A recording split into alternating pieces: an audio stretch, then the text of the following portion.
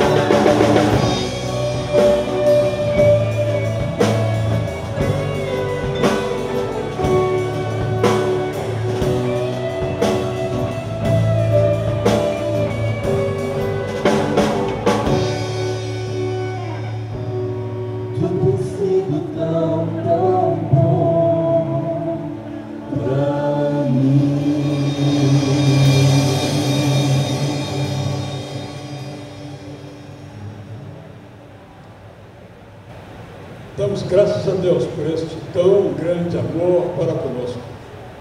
Amor que nos inclui para receber esta graça e nos inclui para ministrar esta graça. Como igreja nos reunimos, existimos para receber. Como igreja de pessoas, existimos para oferecer.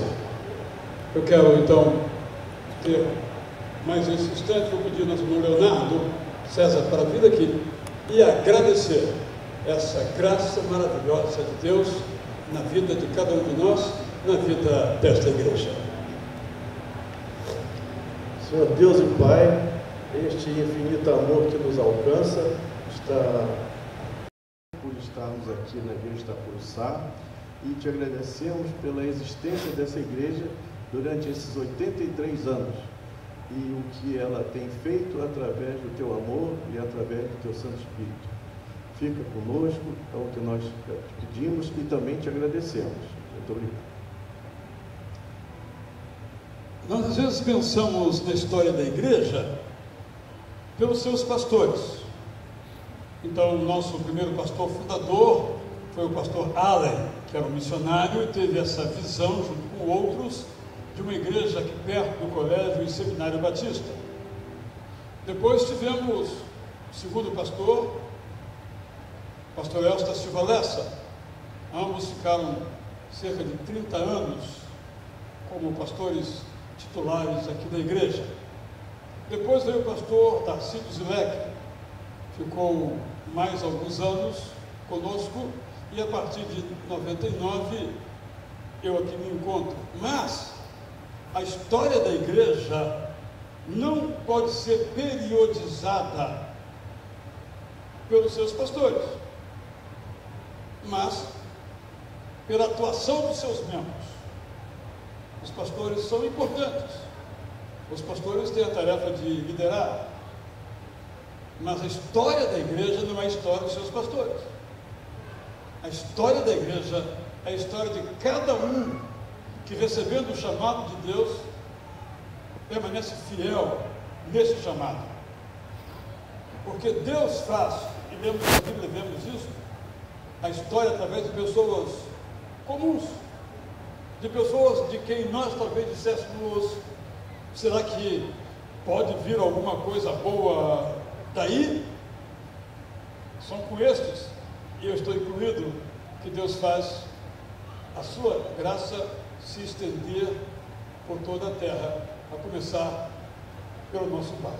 Importante termos essa visão para nós não personalizarmos a nossa história em este ou aquele, porque essa história é a história feita por todos nós. Vamos ouvir então mais uma expressão musical de adoração ao Senhor nesse momento. Convido a igreja, se puderem, vamos de pé, vamos terminar esse momento de culto mesmo, né? Com alto preço.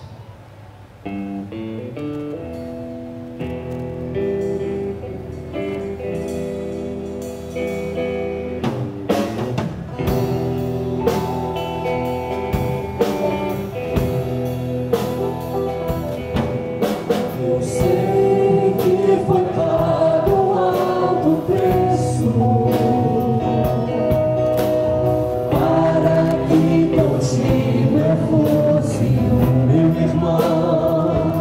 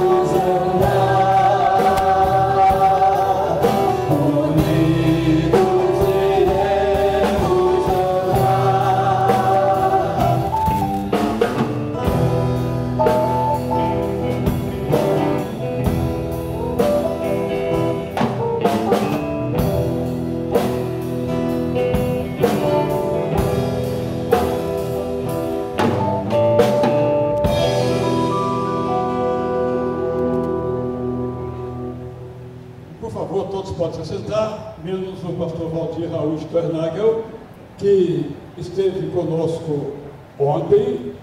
Alguns irmãos estiveram presentes, boa parte. Ele está muito bem acompanhado pela sua esposa há 42 anos, Cileda. Fica em pé, Cileda. E ela é maranhense e ele é catarinense. Eu ia dizer que ela começa com B, né? Mas não vou dizer, talvez não seja legal, né? B de barriga verde, eu acho que eu não devo dizer não, né? Melhor falar catarinense mesmo, catarinense. Ele é catarinense, não ouviram outra frase que porventura eu tenho usado, eu não usei, eu usei catarinense, mas atua entre os luteranos a partir de Curitiba e tem um ministério mundial.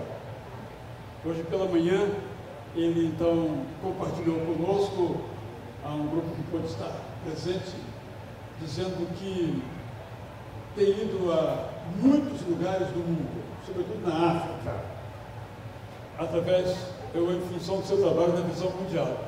E quando ele teve o seu tempo encerrado na visão mundial, ele foi àquela cidade e dizia: eu não vou mais voltar aqui, é a minha última vez que eu venho aqui, humanamente falando, não é? E mostrando como ele tem essa visão, sem trocadilhos, mundial do Evangelho. E, sem dúvida alguma, nós ontem já apreciamos muito, amanhã, se Deus quiser, teremos a mesma oportunidade, de igual modo, no domingo, de aprender um pouco com a palavra de Deus através dele.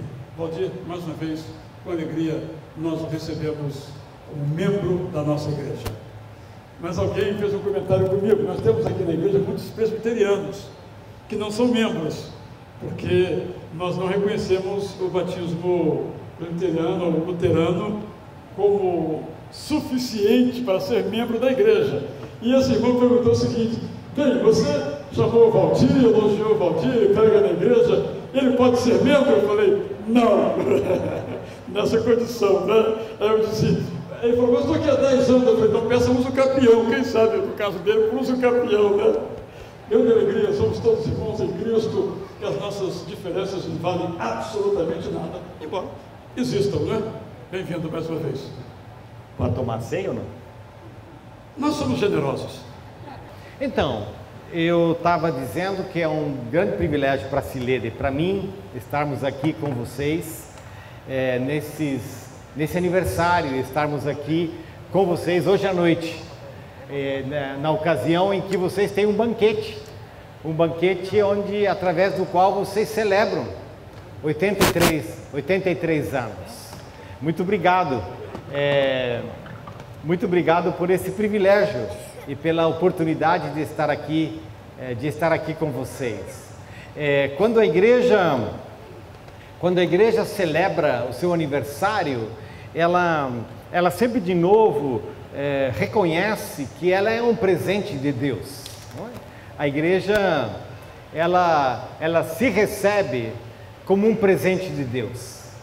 Deus, na sua enorme graça e na sua grande misericórdia, Ele permite com que a gente se reúna em seu nome e a gente se caracterize como povo de Deus. Isso é um privilégio enorme, né? Assim que quando vocês celebram 83 anos, vocês são lembrados de novo, todos nós somos lembrados, perdão, eu vou trocar isso aqui, de que a gente só existe pela graça de Deus, a gente só existe pela misericórdia de Deus. É Ele que nos chama, é Ele que nos capacita, é Ele que nos vocaciona. Assim que quando a igreja se reúne para comemorar o seu aniversário, ela lembra da sua vocação, ela lembra do que ela recebe. Ela lembra do que ela recebe de Deus e de como que aquilo que ela recebe de Deus tem a vocação de ser mensageira da transformação de que Deus dá e de que Deus nos enriquece, de que Deus caracteriza a nossa vida de uma forma sempre renovada e de que Deus caracteriza a nossa vida para que nós possamos sempre de novo, né, sermos lembrados daquilo que Deus quer e daquilo que Deus tem para nós. Eu queria trazer à nossa memória hoje à noite uma passagem de Marcos capítulo 6. Aliás, é mais do que uma passagem. Se você olha o capítulo 6 do Evangelho de Marcos, e o Israel disse que eu devo ter uns 15 minutos, eu disse, olha, de 15 a 20 tá bom, ele concordou, então começa a contar agora, tá, Israel? Esse texto de Marcos capítulo 6, é um texto é um capítulo muito interessante, e acho que uma das coisas que eu percebi aqui é que essa é uma igreja que gosta da Bíblia, né?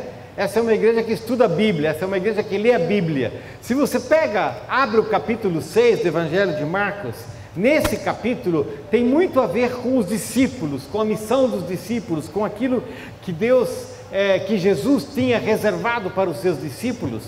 E nessa narrativa, né, de Jesus com seus discípulos, tem como que uma entrada, tem uma história, que é a história de um banquete. Logo depois que acaba essa história do banquete, e que acaba de uma forma trágica, né, se monta um outro cenário, e é o cenário de um outro banquete. Assim que hoje à noite eu queria falar de fato sobre dois banquetes, que é essa palavra inspirada no Evangelho de Marcos. No capítulo 6, no versículo 21 do Evangelho de Marcos, fala de um banquete de aniversário do governador, que era o Herodes Antipas, e diz assim: no seu aniversário, versículo 21, a segunda parte, Herodes ofereceu um banquete aos seus líderes mais importantes, aos comandantes militares e às principais personalidades da Galileia. Esse é um banquete de aniversário do governador. Quem que é convidado para esse banquete? São os nobres, a nobreza daquela região, daquela cidade. Quem sabe, como eu falei ontem à noite, de Tiberíades, que era a capital que Herodes, o governador, gostava. Quem vai para esse banquete é a nobreza, são os comandantes militares e são os grandes proprietários de terra. Esse banquete, ele é um banquete seletivo. Só algumas pessoas são convidadas para esse banquete. A elite, por assim dizer, é convidada para o banquete. Não é para qualquer um. Você precisa receber um convite especial para esse banquete, senão você não entra. Ele custa mais do que R$10, Israel, né? E como Israel falou ontem à noite, R$10 é um preço simbólico, porque aqui, esse banquete não precisa de convite especial, não é verdade? Você é bem-vindo. Nessa festa de aniversário de Herodes, é preciso que se tenha um convite especial, e mais preocupante também é que não se pode negar esse convite. Quando o governador convida, você, né, tem que botar a beca aí. Se reúne a nata da Galileia para esse banquete. E ele é um banquete marcado por muita comida, ele é um banquete marcado por muita bebida, e ele é um banquete marcado pelos favores, né, do poder, né? Eu te ajudo, você me ajuda, a gente está com uma dificuldade, né? E essa conversa da elite que busca manter, né, o seu status quo. E ele é um banquete marcado, então, pela comida, pela bebida e pela luxúria. É como se a gente estivesse nesse banquete respirando, né? Respirando o cheiro da comida, respirando o cheiro da luxúria. E o texto diz que tem uma enteada de Herodes, que é a filha de Herodias, que vai e dança para o padrasto dela, ou para o governador, e ele está encantado, Não só ele está encantado, mas especialmente a população masculina daquele banquete está encantada com com aquela adolescente requebrando diante deles, e o Herodes afinal diz: olha, menina, né, vem aqui, você pode pedir o que você quiser, até a metade de tudo que eu possuo. E ele não era pobre. Mas como esse banquete termina, é trágico. Você conhece a história. E eu, esses dias, procurei escrever uma história em torno desse texto, vendo como que esse banquete chegou ao final. As pessoas se olhando, as pessoas dizendo o que aconteceu. Herodes com uma expressão no rosto, que era uma expressão de quem tinha perdido o eixo. O banquete termina com a cabeça de João Batista sob uma tigela. E a gente pode imaginar o cenário, né, a cortina se fechando, com a Herodias, que era aquela mulher que detestava o João Batista, levando essa tigela para a cozinha, sobre a qual estava a cabeça de João Batista. É um banquete que termina com uma nota sádica, com uma nota trágica. E certamente é uma dessas histórias bíblicas que a gente não consegue imaginar toda a dor, todo o espanto, toda a incredulidade que envolve a esse banquete. Ele começa bem, com muito perfume no ar, com muito cheiro de comida exótica, com bebida boa. O banquete começa com muita música e termina de forma melancólica, com as pessoas saindo do banquete assim meio que às escondidas, sem poder realmente se despedir do governador, com os músicos olhando uns para os outros e dizendo: o que aconteceu, o que a gente faz agora, a gente continua a tocar ou não? Com os garçons com olhos esbugalhados dizendo: o que é isso? Nós terminamos esse banquete para o qual nós preparamos esse ambiente com tanto carinho, nós terminamos ele com tanto resto de comida, com tanto copo vazio e com a cabeça de um homem na bandeja, a cabeça de um profeta na bandeja. É como se o Evangelho de Marcos, ao final desse banquete, e quando os discípulos de Jesus levaram a Jesus essa mensagem do que havia acontecido naquele aniversário de Herodes, é como se Jesus dissesse: mas eu queria montar o cenário para um outro banquete.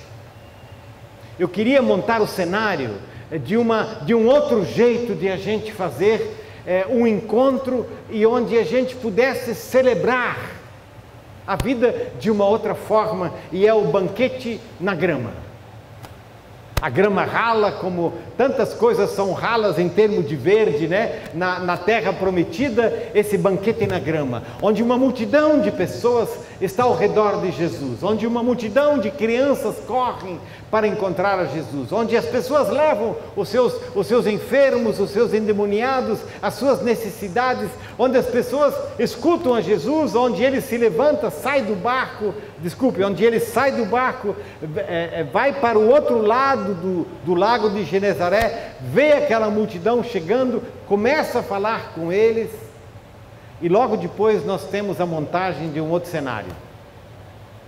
É um cenário de um outro banquete, onde de repente as mães que já estavam preocupadas com os seus filhos, já estavam preocupados com os meninos correndo, mas mais do que isso, que estavam começando a ter os seus filhos chorando para dizer: mãe, eu estou com fome, o que você tem para mim? E as mães preocupadas, os pais mandando os filhos ficar quietos, e de repente Jesus manda os seus discípulos para dizer a esse grupo de pessoas: sentem por aí.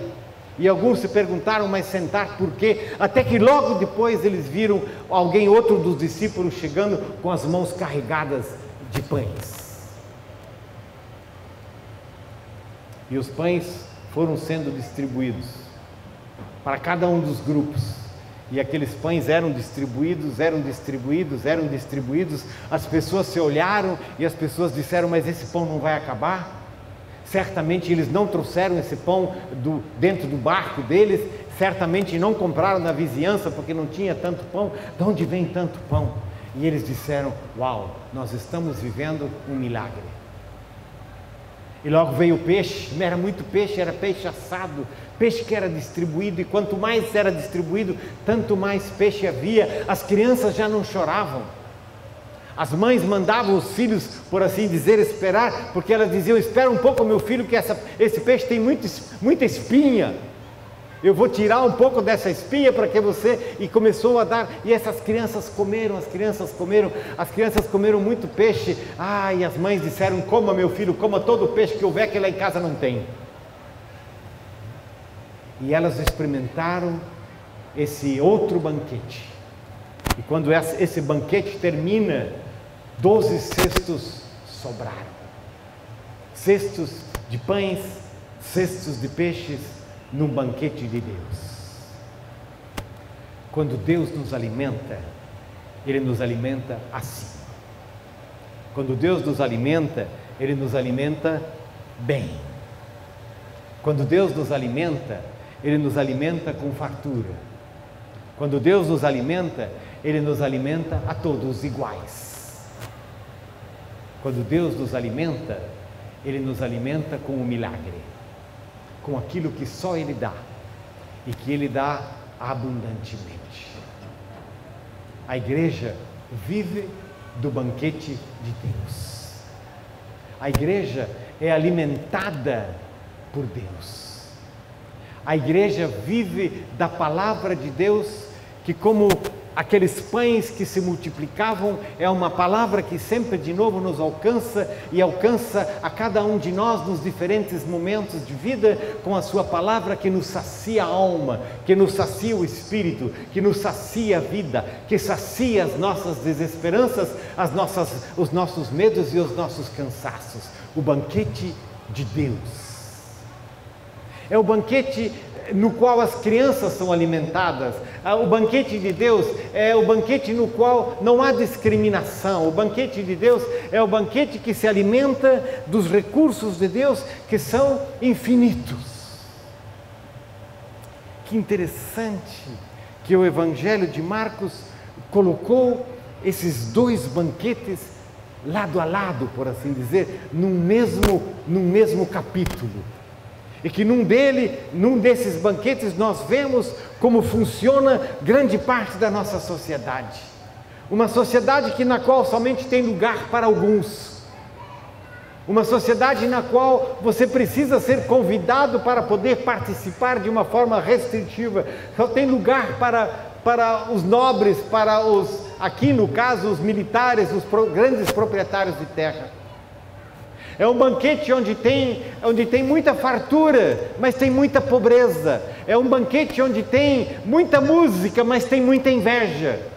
E onde tem uma mulher que chama Herodias, que está maquinando do que ela vai fazer com aquele profeta, e ela, por assim dizer, espera o momento da sua vingança, e o que ela quer de fato é matar o profeta que lhe incomoda.